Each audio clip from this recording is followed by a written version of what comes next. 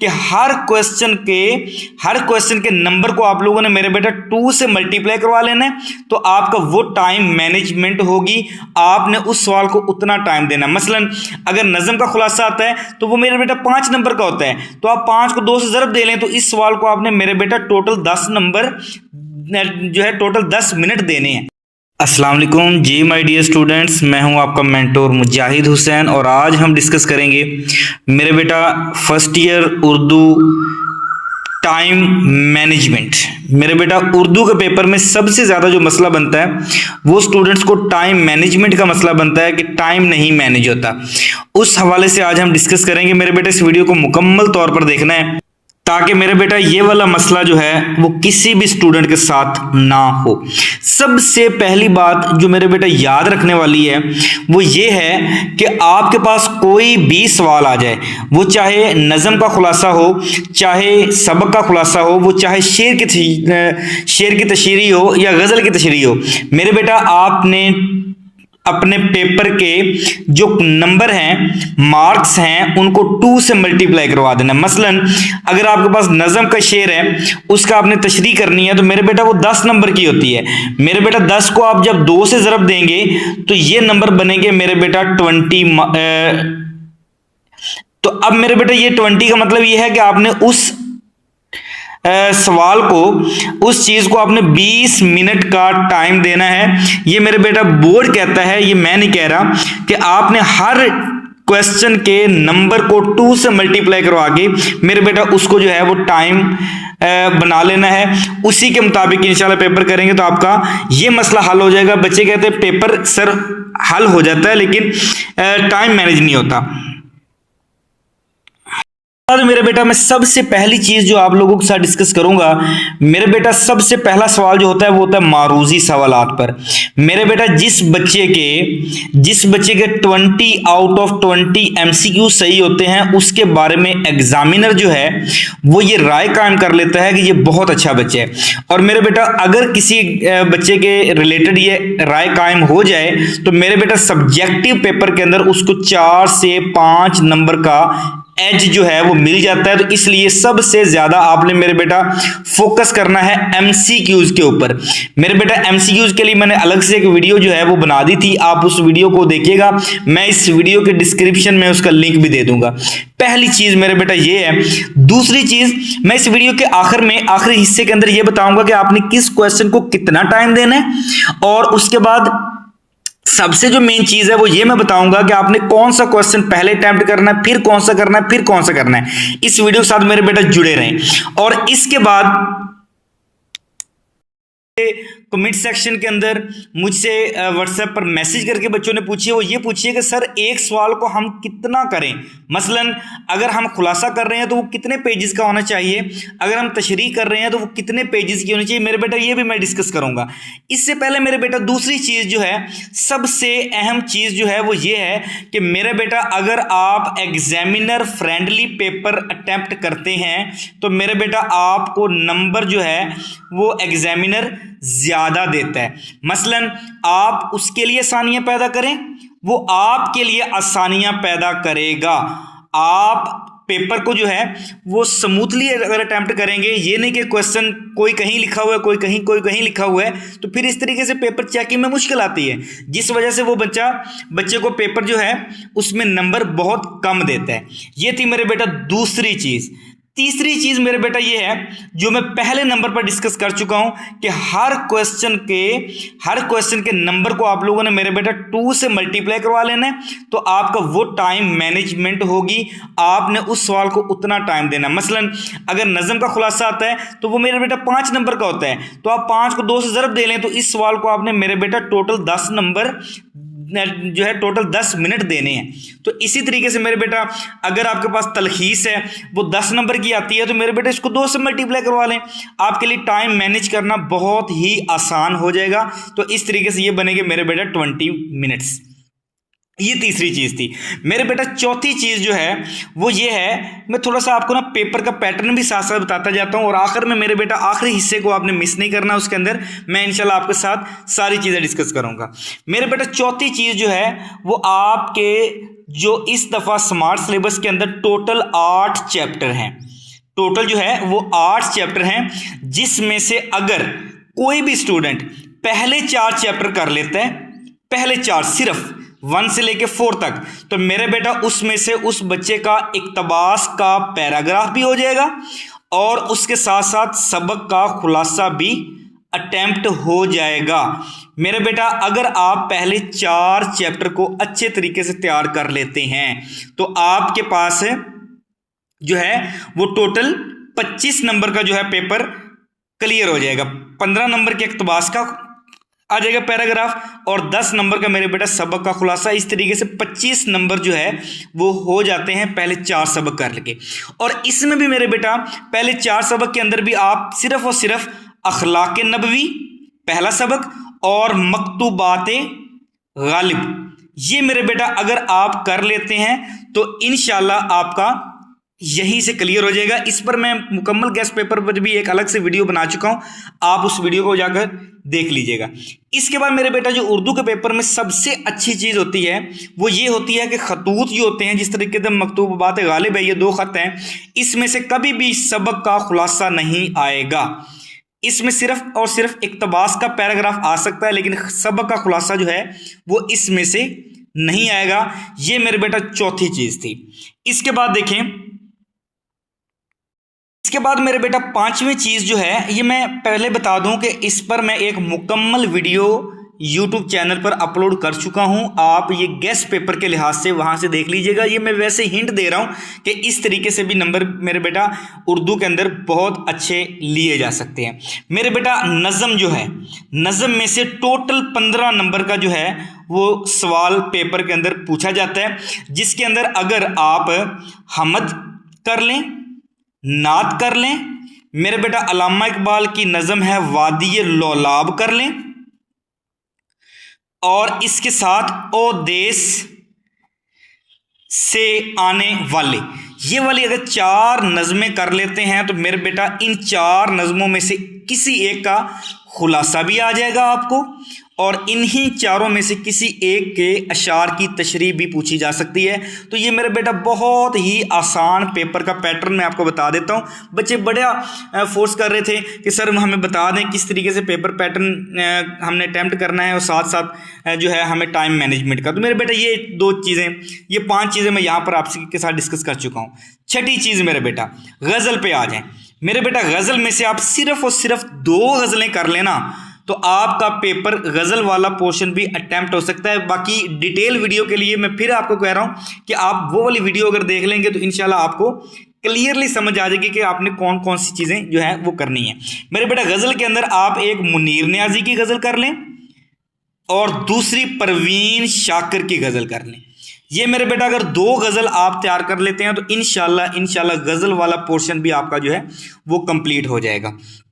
इसके बाद बाकी जो सबसे अहम चीज़ है, 7वीं चीज़ है मेरे बेटा पैक्टा की जो बुक है, पैक्टा की जो तरफ से जो कवायदो इंशा मिली है आपको, उसके अंदर दी गई तमाम की तमाम दरख्वास्तें सिर्फ वो वाली तैयार करनी है, क्योंकि पेपर के अंदर सिर्फ पैक्टा की तरफ से कवायदो इंशा में से ही सवाल आएगा, बाहर से कोई एक सवाल भी नहीं पूछा जाएगा।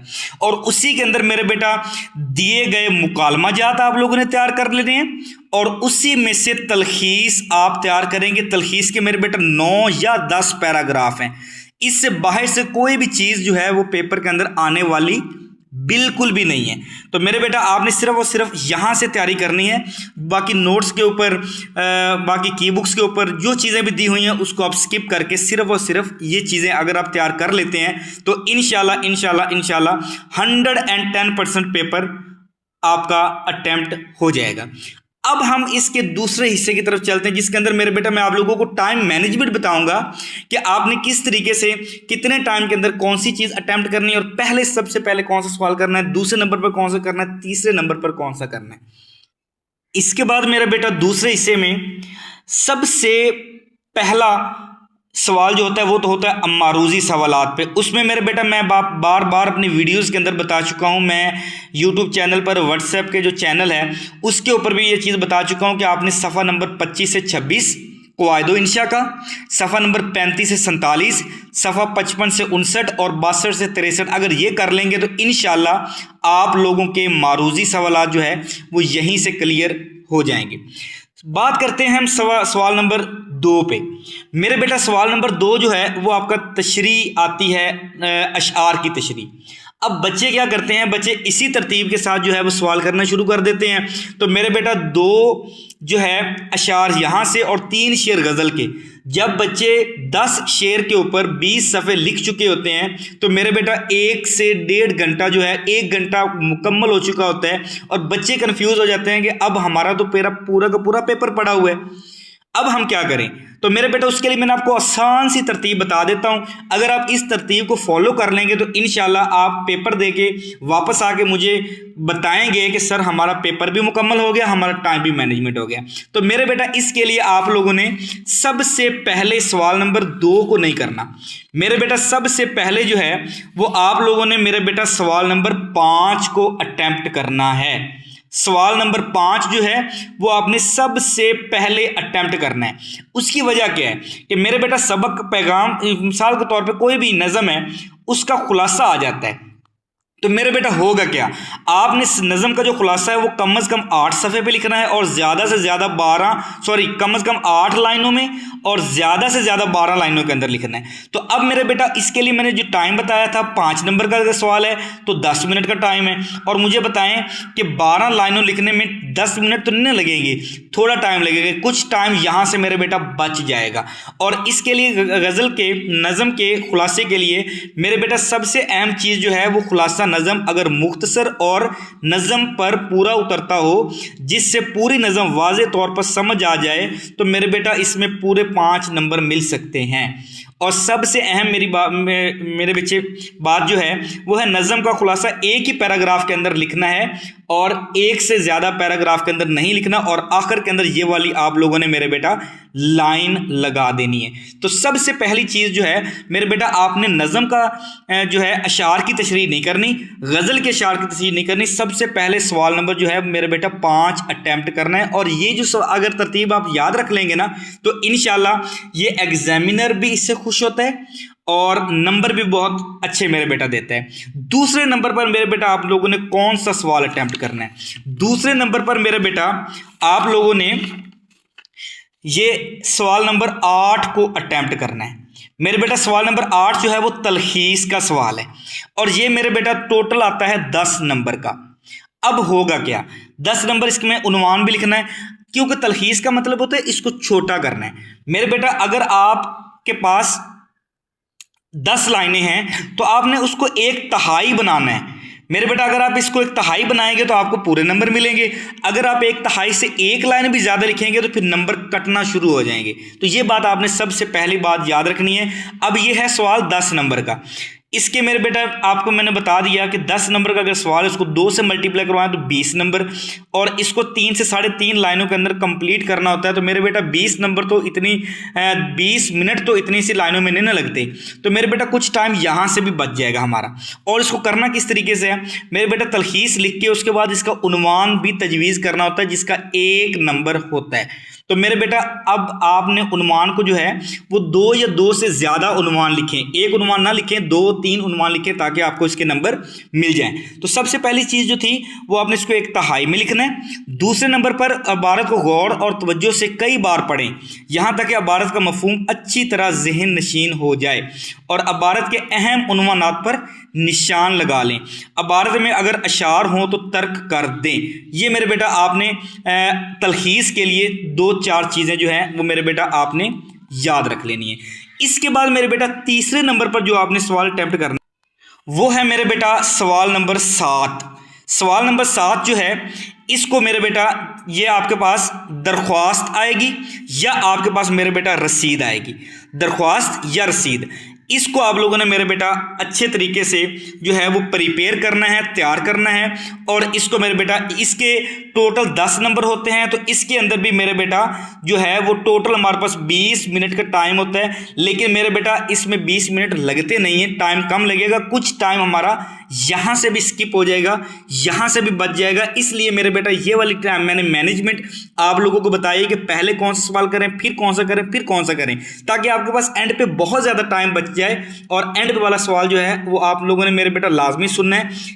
इस वीडियो को कंप्लीटली देख लेंगे तो इंशाल्लाह आपका पेपर जो है 100 आउट ऑफ 100 मार्क्स लेने के काबिल आप हो जाएंगे। मेरे बेटा तीसरे नंबर पर जो है वो आप लोगों ने दरख्वास्त को लिखना है।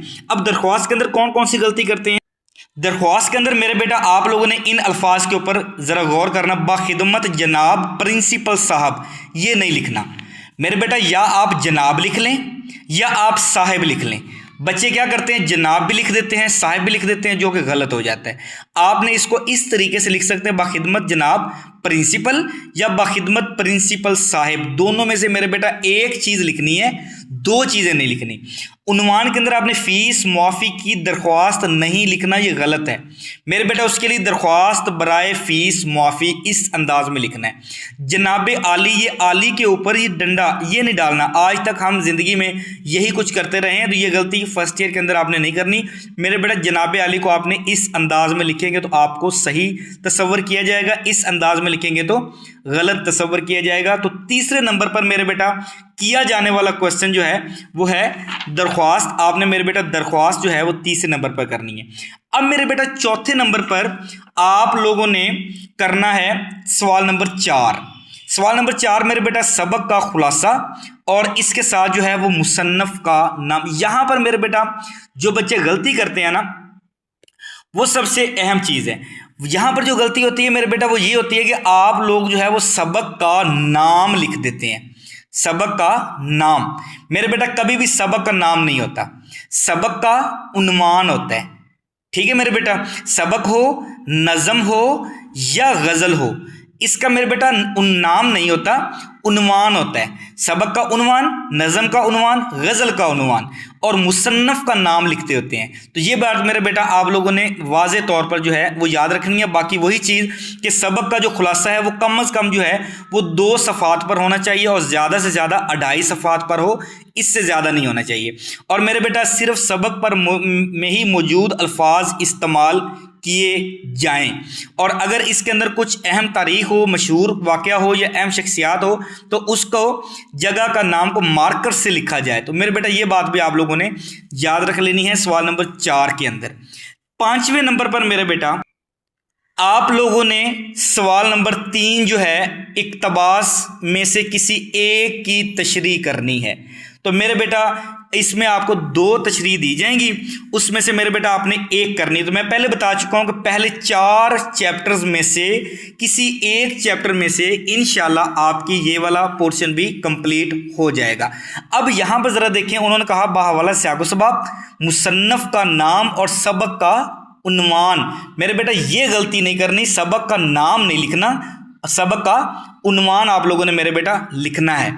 और यहाँ पर भी ये चीज़ लिखने के बाद अब हम आते हैं कि अबारत की तशरीह कम अज़ कम 1.5 सफ़े और ज़्यादा से ज़्यादा 2 सफ़ात पर मुश्तमिल होनी चाहिए। मेरे बेटा ये 2 सफ़ों से ज़्यादा नहीं होनी चाहिए। और सियाक़ो सबक कम अज़ कम 5 और ज़्यादा से ज़्यादा 12 सतूर पर मुश्तमिल होनी चाहिए।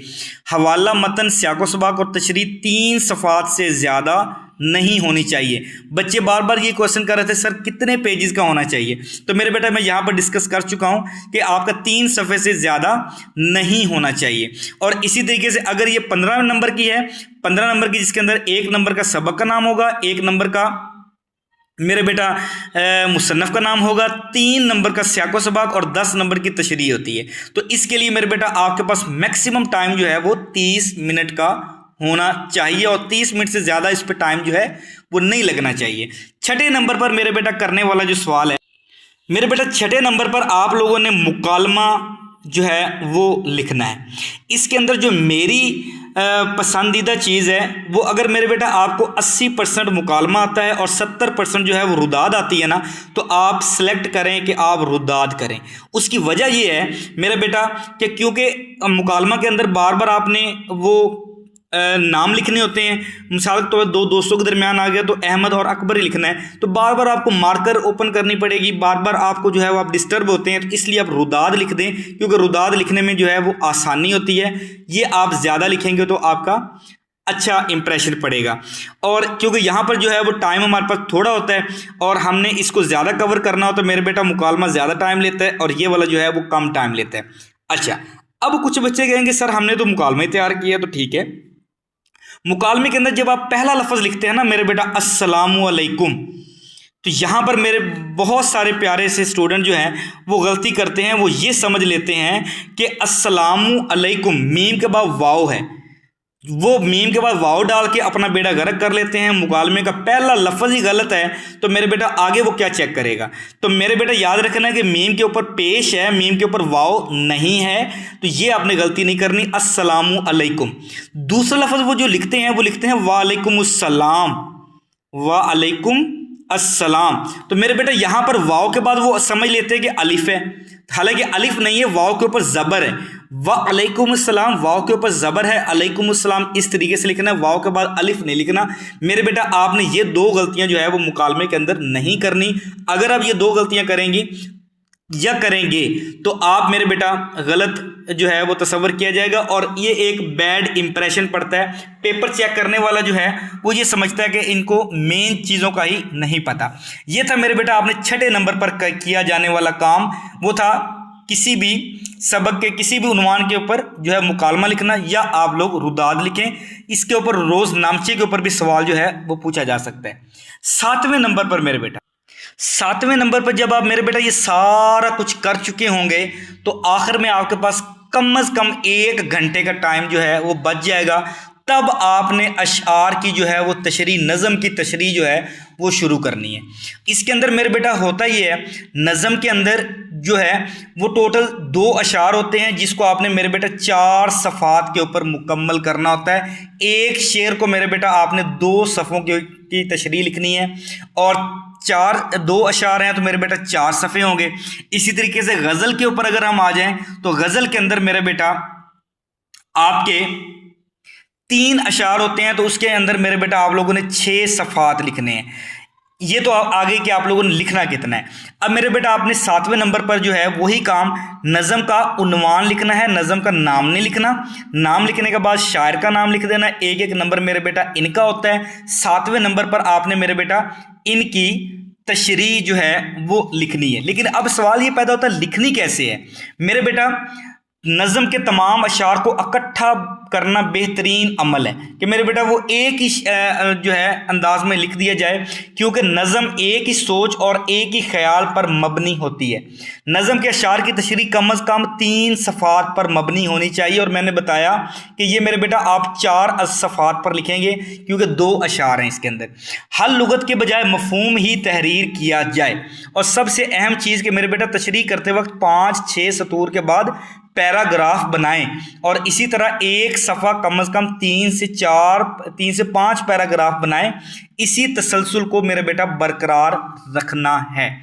इसके बाद मेरे बेटा गज़ल के ऊपर अगर आ जाएं तो 8वें नंबर पर आपने करने वाला जो काम है वो गज़ल है।